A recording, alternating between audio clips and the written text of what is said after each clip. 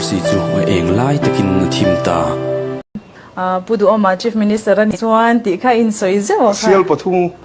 katalang ti kha mo thudik ni e